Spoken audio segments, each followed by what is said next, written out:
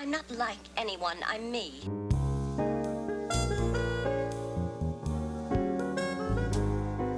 There's a certain kind of danger about Elizabeth in a way, you know? You kind of don't know what she's going to say. She's a little bit unpredictable. I want to be a famous rider. I should like to hunt. I think Elizabeth Taylor is a very, very good actress. She's probably an underrated actress. The trouble with being so beautiful a woman is that nobody is willing to take you seriously as anything except being a beautiful woman. Whom dost thou lovest best? I believe she was in love with every one of her husbands, even if she married Burton twice. And she marries for love. And I admire her for that. Liz, over here, that a girl. She always says that, you know, she and the press are part of the yo-yo theory. You're up, you're down. If you're down, they want to pull you up. If you're up, they want to bring you down. I have a great passion for life. When speaking of legends, one immediately thinks of my friend Elizabeth Taylor, a winner who has withstood the perils of life and show business while continuing to shine as one of the brightest stars in the galaxy.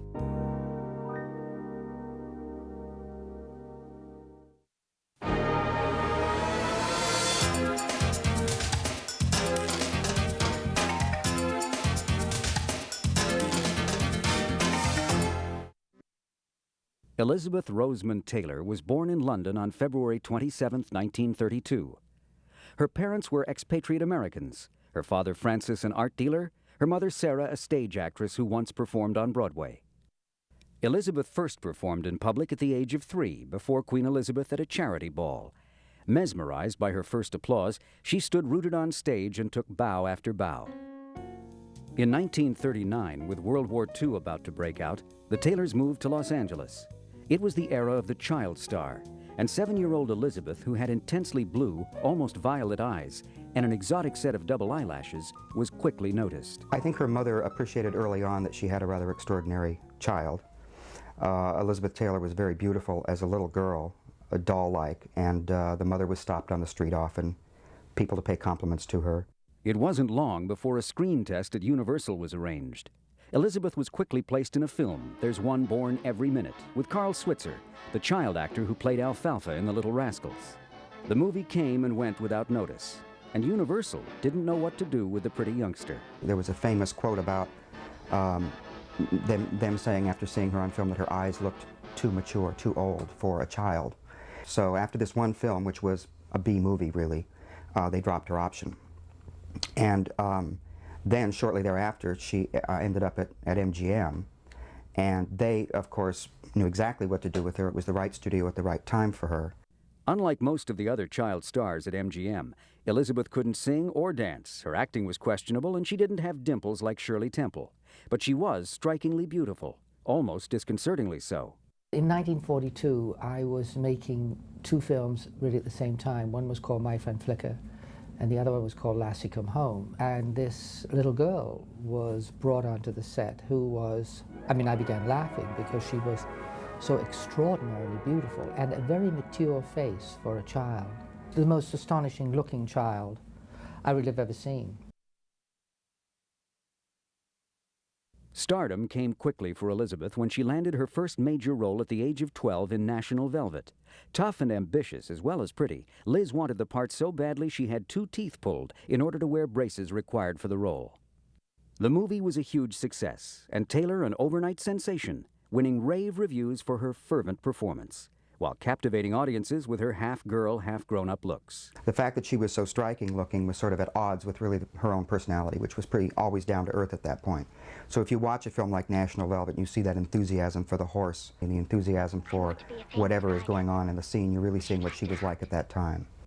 MGM rewarded Elizabeth for her work in Velvet with a $15,000 bonus and $750 a week salary. Not bad for a 12-year-old girl during the Second World War.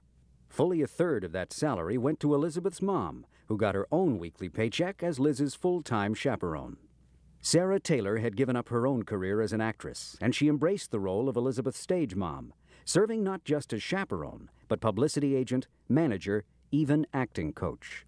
Always present on the set, Sarah would give secret hand signals to Elizabeth and direct her through scenes. Liz eventually rebelled against her mother, but she was also intensely dependent and loyal, at one point staring down the fearsome Louis B. Mayer for being rude to her mom. Elizabeth said, I don't care if I don't work here anymore, but I don't want you to talk to my mother that way. She wouldn't go back unless Mr. Mayer apologized to her mother, which he did. Ironically, after National Velvet, MGM didn't quite know what to do with Elizabeth, who was maturing so fast it was no longer possible to cast her as a girl.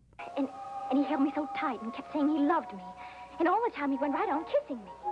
MGM threw her into a series of assembly line productions, giving her a frivolous, if increasingly seductive, persona. Haven't you forgotten something? Maybe. I'm spoiled and egotistical. Seemingly overnight, Elizabeth had become so grown up and alluring that MGM cast her as Robert Taylor's wife in a movie called Conspirator. Hedda Hopper, prodded by Elizabeth's mom, proclaimed her the most beautiful woman in America. Taylor's MGM playmates watched her metamorphosis with awe. I was still trying to grow up as a boy, and suddenly she went from this child to this gorgeous woman. When she was 15, I remember I was standing out in front of the commissary. It was the first time I saw her really dressed up as a woman, and I mean, she was so beautiful that your mouth fell open. Despite her looks, Elizabeth was still a girl, living a strangely cloistered, controlled, surreal existence, doing her homework in the MGM schoolroom dressed in evening wear, sitting for countless publicity stills, always on call for studio promotions. I christened thee the MGM Mayorship. On the surface, it seemed like a dreamy fantasy life. In reality, Liz was working under enormous pressure all the time. Friend and former child star Michael Jackson understands. We had a similar type of childhood, never really having the opportunities enjoyed by others. We shared a quest in search of the next step of acceptance from an adoring public who never really knew our inner turmoil. Your life is never your own, so it sort of belongs to a studio or the public, or it's a very difficult way to live. Beneath the glamour and allure, Elizabeth's life was, to a certain extent, a fake. MGM staged her high school graduation ceremony, paying a local school to let her get a diploma with bogus classmates, and arranged her first boyfriend, All-American football player Glenn Davis. Desperate for a real date, Liz and a few MGM friends formed a club called SLOB. The acronym stood for Single, Lonely, Obliging Babes. By the time she was 17, Elizabeth was ready to escape, and marriage seemed an obvious and thrilling way out. One thing MGM and Sarah Taylor couldn't arrange was who Liz actually fell in love with. Conrad Nikki Hilton was 23, handsome, heir to the Hilton Hotel fortune. To all appearances, especially for a girl bred on fantasy, he seemed a fairy tale match. Elizabeth was filming Father of the Bride when she announced plans to marry Nikki Hilton in early 1950. It's my wedding and my friend. I don't understand. What did you mean by that? Look, no one has to do anything. When the time comes, I'll do everything. I mean everything. Actually, Elizabeth was allowed to do very little. MGM, eager to promote the film, literally took over the wedding, turning it into a publicity extravaganza, with cameras whirring and 600 guests, many of them, including Elizabeth, dressed in studio gowns. And so, on May 13th, 1950, wearing a dress stitched by 15 seamstresses working full-time for 8 weeks, Elizabeth Taylor, barely out of high school, married for the first time. We're going as many places as we can, and I certainly am looking forward to it. Sadly, the honeymoon, along with a few of Elizabeth's illusions, was virtually over as soon as it began. He had a hair-triggered temper that was well known in Hollywood. He was a very heavy drinker. On their honeymoon on the Queen Mary, he left her alone in their suite to gamble all night and drink. Here was, the most desired young woman in America, and she's sitting alone on her honeymoon, waiting for her husband. Plus, she had this very adolescent idea about love and marriage. She saw herself in an organdy apron, fixing dinner for her husband in the vine-covered cottage. She was completely unprepared for the demands of marriage on any level. Liz put up a good front when she returned from Europe. Hello, everybody. I'd like you to meet my new dog, Bonko. He's 3 months old, and he's a true Frenchman. Won't you say hello in French? Bonko. Bonko. But the marriage was already on the rocks, and in a matter of months, Elizabeth and Nikki would be separated. Liz, who was breaking away from her studio image and world, would not remain single for long. Elizabeth Taylor and Nikki Hilton, the most famous newlyweds in the world, separated in December 1950, just months after they married. 18 years old, hurt and confused, Elizabeth threw herself into a series of rebound relationships, developing an intense friendship with Montgomery Clift, her co-star in A Place in the Sun, and launching into an affair with Stanley Donen, a married man who was directing her in the mockingly titled Love is Better Than Ever. Worried about scandal, MGM packed her off to England for her next film. Almost immediately, Elizabeth struck up a romance with 39-year-old British actor Michael Wilding. Barely a year after her divorce, and not yet 20 years old, she tied the knot for the second time. Well, of course I am. I'm very glad. Once again, the marriage was a virtual mob scene, and the bride and groom had to fight their way out of the chapel through a crush of reporters and fans. Relatively speaking, Elizabeth's marriage to Wilding turned out to be one of her longer and more successful runs. He was a much older man. She sort of, I think, played out the role of the young matron housewife with him. She had her sons with him. She was trying to live up to his age. She was still in her early 20s, and she was living like a 40-year-old wife would. He was a very important marriage for her because she had two wonderful children by him, Michael and Christopher Wilding. And I think that she would give him high marks and sentimental pluses because of that alone. With marriage and motherhood taking up most of her time, Elizabeth did little of note as an actress until 1955, when she teamed with Rock Hudson and James Dean in Giant. I guess you're about the best-looking gal we've seen around here in a long time. The role was a stretch, calling on Taylor to age 50 years. Rounding into form as an actress, she pulled it off and got the best reviews of her career. Giant was also important on a personal level, as Taylor developed passionate, if doomed, friendships with her co-stars. Just days after finishing his work on Giant and getting a farewell Siamese kitten from Liz, 24-year-old James Dean died when he slammed his silver Porsche into the side of another car. A year later, while filming Raintree County, Montgomery Clift almost died in a car crash after leaving a dinner party at the Taylor home. Liz, among the first to the scene, reportedly pulled Clift's teeth out of his throat to keep him from choking and held his head in her lap until an ambulance arrived. Taylor was less successful coming to the rescue of her marriage with Wilding, the embers of which had been burning out for years. The studio, still acting out the parental role, announced their separation on July 19, 1956. They had been married 4 years. The next day, she got a call from flamboyant producer Mike Todd, a 47-year-old self-made millionaire who had met Taylor weeks earlier at a party on his yacht. Todd told her flat out that he loved her and intended to marry her. Mike Todd was this, amazing, blustering, sexy, wild guy that was produced shows on a shoestring, had gone through bankruptcy, always had fabulous women in his life. He just bowled Elizabeth Taylor over. He was very rebellious sort of guy who always went against the grain, and he taught her to be that way. She's quite different after she was married to Mike Todd. He said, audacity makes the star, and she began to live by that motto. They married in Acapulco on February 2, 1957, one day after Liz and Wilding divorced. Todd's closest friend, singer Eddie Fisher, was best man. Fisher's wife, Debbie Reynolds, was matron of honor. Elizabeth, a bride 3 times, was 24 years old. 3 times, it seemed, was the charm. Liz and Todd's affection for each other was obvious as they spent a year traveling promoting Todd's Around the World in 80 Days. When the movie won Best Picture Oscar in 1957, Todd seemed more thrilled with his wife than the award. This, sweetheart, proves beyond a question of a doubt that it's better to be lucky than smart, to win the 2 biggest prizes in Hollywood in 1 year, this and this. Well, I think you're smarter than you're lucky. Oh, well, you're partial. We're going to have a baby. I think that's exciting, too. That's an understatement. Can you imagine? I don't know. I hope I live through all this because everything is so exciting. Elizabeth's 3rd child, Liza Todd, was 7 months old when Liz began filming Cat on a Hot Tin Roof with Paul Newman and Burl Ives. A few weeks into the production, Todd had to fly to New York to receive an award. Taylor had intended to go with him, but was prevented by a last-minute bout with the flu. It was an illness that wound up saving her life. Mike Todd boarded the Liz for his trip to New York on March 22, 1958. Mike Todd left Elizabeth Taylor in Hollywood because she had a virus. and flew to his death in an isolated mountain valley 22 miles southwest of Grants, New Mexico. And in this home in California, Mike Todd's widow, actress Elizabeth Taylor, makes tearful preparations to journey to Chicago, where Todd will be buried tomorrow. The beautiful Mrs. Todd sobbed, "I wish I had gone with him." The saddest moment of her life was when Mike Todd died. That was a very great shock to her.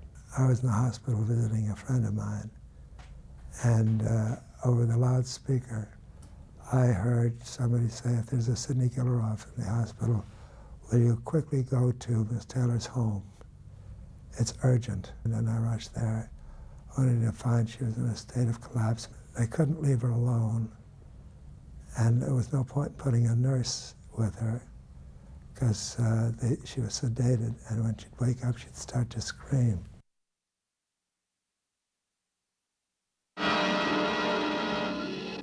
I feel all the time like a cat on a hot tin roof. Then jump off the roof, Maggie, jump off it. After a month, Liz returned to work on Cat on a Hot Tin Roof. The Tennessee Williams play about tortured desire provided a cathartic outlet for Liz, who attacked her role with steamy, almost wrathful intensity. Maggie the cat is alive! I'm alive! The film, along with her next two, Suddenly Last Summer and Butterfield 8, marked a turning point for Taylor.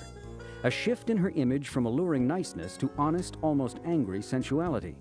Her marriage to Mike Todd and the death of Mike Todd seemed to liberate something in Liz, who now allowed stronger, darker, more complicated and dangerous emotions to pour through, both on and off the screen. Adding to that image, Taylor's private life. In her first public outing since the death of Todd, she flew to Las Vegas to catch Eddie Fisher perform at the Tropicana Hotel. Fisher, Debbie Reynolds, and Taylor were close friends, brought closer by the death of Todd. When Taylor went to Todd's funeral in Chicago, Fisher was at her side, while Reynolds stayed in Los Angeles and looked after Liz's kids. But now they were getting too close. Liz and Eddie, that is. By September, 6 months after Todd's death, the papers were running items about them partying in New York. When Eddie moved out from Debbie and their year-old daughter Carrie, the scandal of the 50s was born. I really don't know about it. I haven't even been informed. I just got off the airplane. Say goodbye, everybody. Say goodbye. It was unbelievable what happened. It was on the front pages every day of the newspapers. And Debbie, of course, was painted as the wronged wife in pigtails. You know, she was photographed holding her baby, looking like Tammy. And Liz was the black widow, the femme fatale who had lured Eddie away. And then the public turned against her. They said that in hundreds of letters, they said they hated her. You know, she wasn't a nice girl anymore. She had broken up this, she was a widow who should have gone on grieving, and she'd broken up this storybook marriage. Pushing the scandal to a fever pitch, Taylor's longtime ally and confidant, Hedda Hopper, who ran a devastating column about the affair.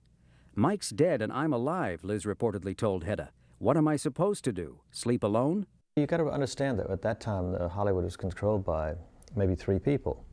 4 people: Luella Parsons, Hedda Hopper, Mike Conley, Walter Winchell. They turned on you. It could be very difficult. Indeed, the scandal pretty much destroyed Fisher's career. His record sales plummeted and NBC canceled his popular TV series. As a couple, Eddie and Liz were shunned and had to hire round-the-clock security to protect them from rock throwers and religious zealots. Despite, and no doubt because of the affair, Liz was hotter than ever. Elizabeth Taylor is Maggie the cat, a girl too hungry for love to care how she goes about getting it. MGM cashed in on the scandal. Cat on a Hot Tin Roof was MGM's top moneymaker of 1958. Eddie Fisher divorced Debbie Reynolds in Las Vegas on May 12, 1959. That same day, Eddie and Liz signed papers with the clerk of court and got married. I think she once said that the minute they were out of the marriage ceremony, she realized it was a mistake.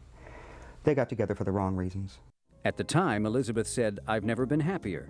Eddie and I are going to honeymoon for 40 years. By 1960, Elizabeth Taylor had evolved from innocent child star to seductress with an attitude. There was something tough and queenly about her as she entered the new decade. The scandal and public hostility over her affair with Eddie Fisher seemed to sharpen her nerve, deepen her will to live her life on her own terms. She seemed to carry herself with a kind of imperious freedom, unafraid of her own desires and unwilling to compromise them. All told, she bore a striking resemblance to another queen. While honeymooning with Fisher in Europe, Elizabeth received a transatlantic call from 20th Century Fox that would drastically change her life. Walter Wanger said to Eddie Fisher, you know, I was wondering if your wife would like to play Cleopatra, and he conveyed the conversation over his shoulder to Elizabeth. She said, tell him I'll do it for $1 million. It was a joke, and they said yes. The joke made Taylor the highest paid actress in motion picture history. In addition to the $1 million, Fox agreed to pay Liz $3,000 a week in living expenses, as well as $1,500 a week for Eddie. Cleopatra began filming in London in 1960, but the spectacle, which would eventually take 3 years and cost an unprecedented $40 million to complete, foundered immediately. A month into production, Taylor came down with pneumonia and nearly died. 4 times she stopped breathing, and an emergency tracheotomy was performed to save her life. For days, reporters held a death watch outside the hospital. Ironically, Liz's illness and suffering redeemed her, as well as Eddie, in the public eye. With Eddie at her bedside day and night, refusing to eat or sleep, it was as if they both had done penance for their affair, and the public now rallied to their side. Buoyed by the outpouring of affection, Liz spent weeks in the hospital in high spirits, despite the fact that she had a cork in her throat. And she pulled the cork out of her throat. Now she couldn't talk at all. Just air was coming out through that source. No voice, nothing. There wasn't enough air to give her the voice in the voice box. And then put the cork back again. She said, well, what'd you think of that? I said, you got a great sense of humor. Ordered to take a long rest, Liz and Eddie returned to America to the warmest of welcomes. Accompanied by her husband, Eddie Fisher, Miss Taylor is carried from the plane in a wheelchair. Grateful to be alive. Grateful, too, for the prayers and wishes of legions the world over. The Hollywood grapevine already predicts she's a leading contender for the Best Actress Oscar for her starring role in MGM's Butterfield 8.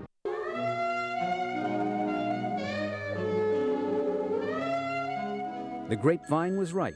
Weeks after returning to the States, a still shaky Taylor won her first Academy Award. Ironically, Liz won the Oscar for her smoldering portrait of a home-wrecking adulteress, the very thing for which she had been condemned in real life. I don't really know how to express my gratitude for this and for everything. I guess all I can do is say thank you. Thank you with all my heart. The award, and the applause that went with it, seemed more a tribute to Taylor the survivor than Taylor the actress. Butterfield 8 will be remembered a long time because she got the Academy Award for it. As she said, it was a consolation prize for having almost died, as she told me once. Meanwhile, Cleopatra, which had likewise almost died, was being readied for a fresh start in Rome, with a new director, a new script, and most fatefully, a new cast. Richard Burton was chosen to play opposite Liz as Mark Antony. It didn't take long for sparks to fly. Incredibly, just as her marriage with Eddie Fisher was gaining acceptance, Liz threw herself into another adulterous affair. By the time they shot their first scene together, director Joe Mankiewicz cabled executives at Fox, they're not acting. He was more the Mike Todd type, you know, a very, very sexy, wildly engaging, romantic, brilliant person with reams of poetry in his head. And they had a truly passionate love affair. I don't think I've ever seen two people any more in love than they were. He had a wife at the time, and she had a husband. They fell in love. And it's hard to stop that kind of thing. Le Scandale, as Burton dubbed it, quickly became the most wildly publicized story of the year, virtually spawning the paparazzi phenomenon, with legions of photographers dogging the couple at every turn. That was the height of the paparazzi. I mean, those guys were making a fortune. If they could get a shot of the two of them together, they could live for 2 or 3 years on that. As Eddie Fisher and Mrs. Sybil Burton watched helplessly from the side, Dick and Liz fell into the vortex of an adulterous affair so overwhelming and blatant that the Vatican itself condemned it, accusing Liz of erotic vagrancy and describing her as a vamp who destroys families and devours husbands. Elizabeth Taylor and Richard Burton. Elizabeth Taylor and Richard Burton. Media around the world covered Le Scandale on a daily basis. Even no news was news, as this paper pointed out. But usually there was news. When Sybil gave Richard an ultimatum and he tried to call it quits, Liz overdosed on pills and had to have her stomach pumped at this Rome hospital. Humiliated, Eddie Fisher returned to New York, only to be accosted by the press. To me, it's all a bad dream that I'm walking through, and I would like to be out of it. I don't want to be a part of this. Meanwhile, Cleopatra, another nightmare, was equally out of control, looming as the costliest debacle in film history. You will kneel. I will what? On your knees. There were many reasons for Cleopatra's woes, but 20th Century Fox saw two, Dick and Liz. When filming wrapped after an unheard-of 212 days, Fox turned around and sued the two stars for $50 million, claiming that they had destroyed the film. The film was a runaway of waste and bad planning and sort of snowballed. So a lot of people became patsies. It was a highly corrupt, it was like worse than Napoleon's retreat from Moscow, you know, I mean, it was demented, 52 weeks. 20th Century Fox was looking for a way to exploit the situation, and they found it in the two leading players. In fact, Cleopatra made what money it did because it had Elizabeth Taylor and Richard Burton in it, because they had had the affair. It didn't take a rocket scientist to figure out that the blue noses that would stay home because she was an adulteress would be balanced by millions of people who would run to see them on screen for the first time. This legendary couple already. Despite withering reviews, Cleopatra did indeed wind up making money. And Liz, whose deal also gave her 10% of the gross, walked away with $7 million. I'm sure it's ended up in the black, and as somebody said, grossing well is the best revenge. Whom dost thou lovest best? With Cleo out of the way, Liz and Dick got on with the more entertaining and believable drama of their romance.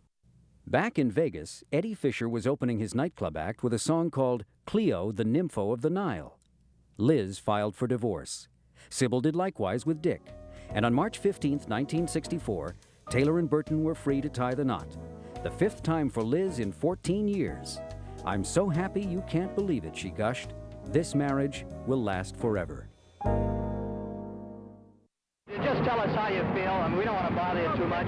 Getting married in 1964 didn't stop Elizabeth Taylor and Richard Burton from being news. They made 11 pictures together, traveling from location to location. Waiting for them everywhere, photographers and fans, pushy, chaotic, nearly hysterical at times. Like a great movable soap opera, Taylor and Burton held impromptu press conferences everywhere, answering endless questions about their romance. I wonder if you've learned anything from Miss Taylor. Well, when we close the doors at night. Does a film star ever become accustomed to being asked very personal questions? No. Would you? I wanted to be treated as a wife, not an expensive mistress. The Burtons gave the press plenty to write about, brawling and romancing their way from film to film. At hotels, they reportedly rented suites above and below them, so that their quarreling wouldn't disturb guests on either floor. Despite the dramatics, something about the couple obviously clicked. They were very well temperamentally suited. I mean, they fought, they made up, and they were very funny together. I'll never forget one time I was with them in Rome or someplace, and he was talking to me about Dylan Thomas or something, and then he went off on some other tangent. After he had spouted off, she said to him, "Do you ever give yourself the creeps, love?" £50,000 then, Mrs. Richard Burton. The Burtons also made news with their spending. Extravagance was the language of their romance. They were spending money like it was water. I mean, we talk about the $1 million salaries. They were both getting $1 million salaries, and they were spending 3 times that much on their lifestyle with yachts and the jewels. And the couple had money to burn. Elizabeth's standard fee was now $1 million, plus 10% of the gross, plus $4,000 a week for expenses, and Burton was making close to the same. Professionally, Liz and Dick peaked in 1966, when they were cast in roles that bore a decided, if deglamorized, resemblance to themselves. George and Martha, the drunken, invective-spewing couple from Who's Afraid of Virginia Woolf. You're gonna get it, baby. Be careful, Martha. I'll rip you to pieces. You're not man enough. You haven't the guts. Total war? Total. Taylor threw herself into the role with astonishing guts and nerve, abandoning her sensuous image, gaining 25 pounds, and letting herself look like she was coming apart at the seams. Through it all, she knew exactly what she was doing. I mean, she would know where her key light was, and she knew that she looked best when their key light is 45 degrees like this. So before a scene, even though she was into acting and so forth, you could see her eyes just go around to the different lights. I think it would be hard to do much better with Elizabeth Taylor than Mike Nichols did and Who's Afraid of Virginia Woolf, which I keep coming back to. I think that he somehow got her to look in her soul and find all those dark places that we all have and make use of them. As usual, it was hard to tell on the set when Liz and Dick were in or out of character. Sometimes in the afternoon, Elizabeth and Richard would drink a little for lunch. And that wasn't necessarily bad, I hate to say, because it did loosen Richard up quite a bit. Sandy Dennis was a big up for the whole atmosphere on the set. I mean, she and Elizabeth would have belching contests, for example. Sandy always winning, Elizabeth not doing badly, who could belch loudest. Virginia Woolf took 7 months to shoot and cost $7 million, the most expensive black and white film ever made. But it was a huge hit, and Taylor and Burton were each nominated for Academy Awards. Liz won, her second, becoming only the 4th actress to win the Oscar twice. Sadly, it would be the high point of her career. A few good films with Burton would follow, but it wasn't long before Taylor was floundering in a series of forgettable roles that bordered on self-parody. Her relationship with Burton deteriorated as well. And yet there are stories around that there might be a split up. What do you say to those? We're planning that on Tuesday. We're planning a split up on Tuesday? Yeah. I'll let you be the first to know. He drank so much, and he caused her to drink a lot, to keep up with him. And they just, in the end, I think, wore down their great love affair with all this brawling and carrying on. Well, I think she had just had enough of his escapades. There were reported love affairs that became more common knowledge than some of the women he might have seen before. And I just think that Elizabeth Taylor was feeling betrayed and publicly humiliated, and it was time to call an end to it, for her own sanity. On June 26, 1974, after a series of dramatic separations, Liz and Dick, the most charismatically dysfunctional couple of their time, perhaps all time, called it quits. Liz was 42 years old. Is it true that you were separated from Liz Taylor? Yes. A sequel, of course, was inevitable. A year after the divorce, Liz was in a rebound relationship with used car salesman Henry Weinberg, and Dick was indulging in what he called cathartic infidelities. They decided to give it another try. Well, I think he was very persuasive in getting her back. He was never really over her, and he made transatlantic phone calls to her right and left.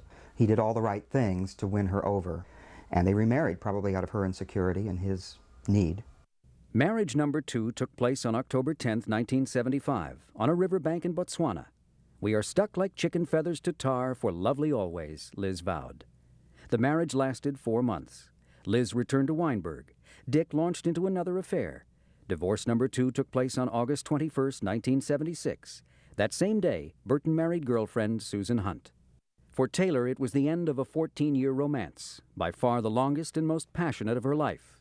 But by no means the last. It wasn't long before Liz also had a new beau, and an improbable new phase of her life was about to begin. It's easy to understand how Elizabeth Taylor, after 14 years with Richard Burton and a lifetime of Hollywood, might want something a little more stable and low-key. John Warner seemed to offer that. A politically ambitious gentleman farmer from Virginia, Warner was handsome in a conservative, almost dull sort of way that attracted Liz. Burnt out from her long roller coaster ride with Dick, she was ready to pin her hopes on a seemingly different, simpler life. Then again, as with Eddie Fisher 20 years before, maybe she was just on the rebound.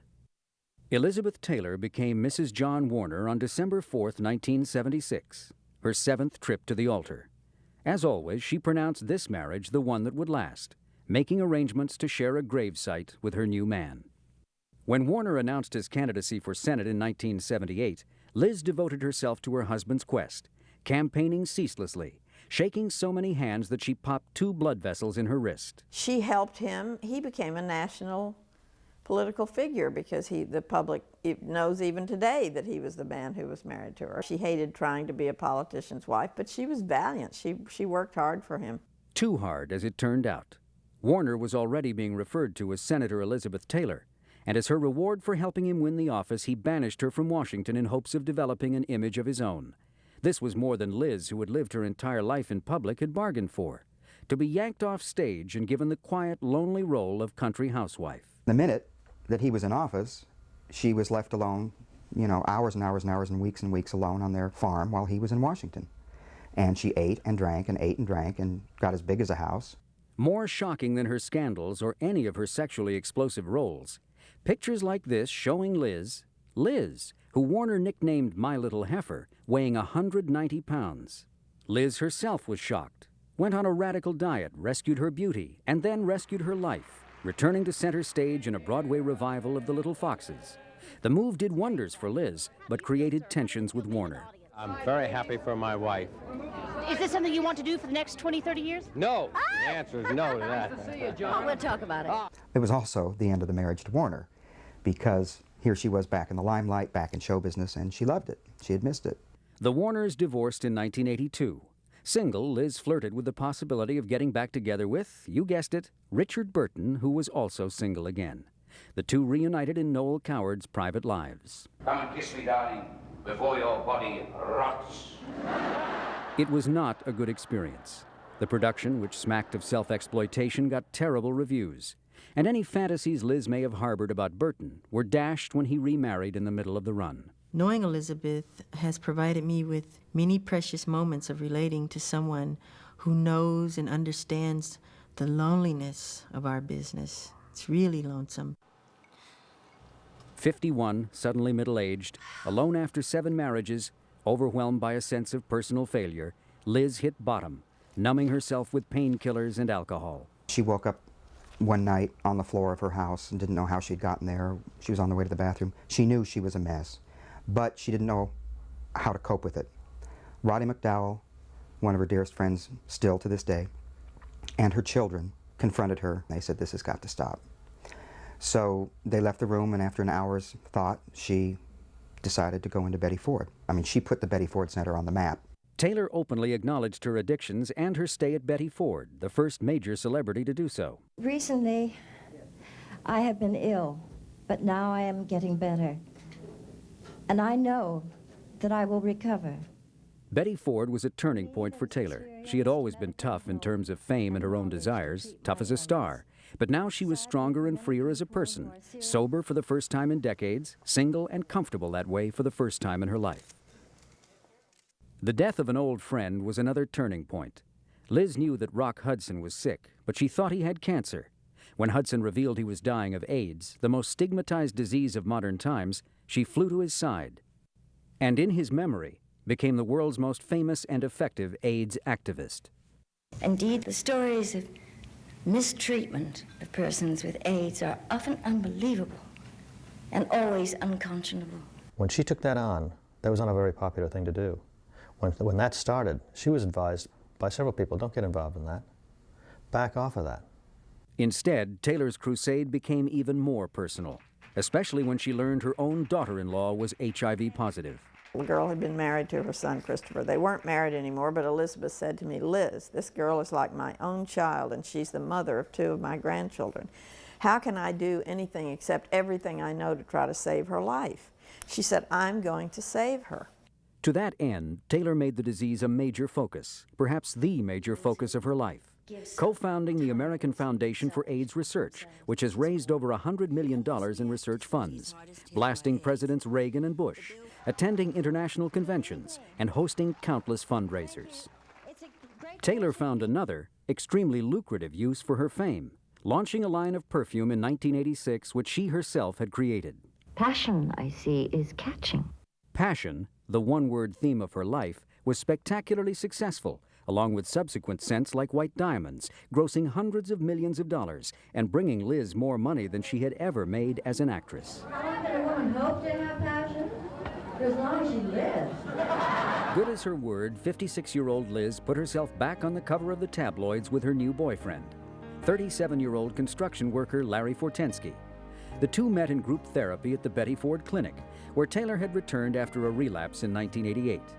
Of all her relationships, this seemed the most improbable and amazing, capping off a lifetime of amours.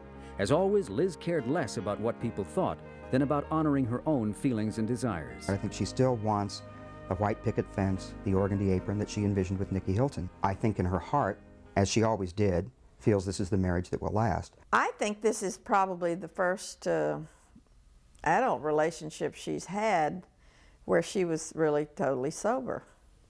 So, and maybe Larry too. The wedding at Michael Jackson's Santa Barbara Ranch sparked the usual media frenzy. But this time, 37 years after that first wild scene with Nikki Hilton, Liz tried to keep the cameras and the fans outside. With helicopters buzzing and one would-be spectator parachuting down, barely able to hear each other's vows, Liz, Hilton, Wilding, Todd, Fisher, Burton, Warner, Fortensky said I do for the 8th and, she has no doubt, last time. But like a well-paced soap opera with its relentless flow of ups and downs, Taylor's life continued to generate drama. In 1990, barely a year after she married, Liz was hit with another deadly virus and spent weeks fighting for her life in this Santa Monica hospital. Once again, emergency surgery had to be performed, the 23rd operation of Taylor's life. She came very close to dying the last time she was ill. And I think that she realizes that she has a lot to live for herself. Okay? Not so much for the demands of everybody else, but for her as a human being. I guess I'm a survivor. A survivor whose every move is still followed by photographers looking for the revealing shot, and by a worldwide audience still interested in Liz, scrutinizing her still glamorous face with its huge history and its plucky, persistent vitality. She is seemingly immortal. This is why the public is so fascinated by her. You know, they can sort of never get enough of the image. They don't care that much about her as an actress, but the image of her as a great star who's up, down, dying at death's door, marrying 7 times, marrying one man twice, all this stuff is just irresistible to them. I think Elizabeth Taylor represents perhaps our final look at what Hollywood used to crank out in the terms of movie goddesses. She carries with her the history of MGM, the history of the 40s, 50s, 60s, 70s, and 80s of filmmaking, of fame, of scandal, of romance. You know, she's like a walking romance novel. Nobody will ever have a career like Elizabeth Taylor. I don't think we'll ever see the likes of her again.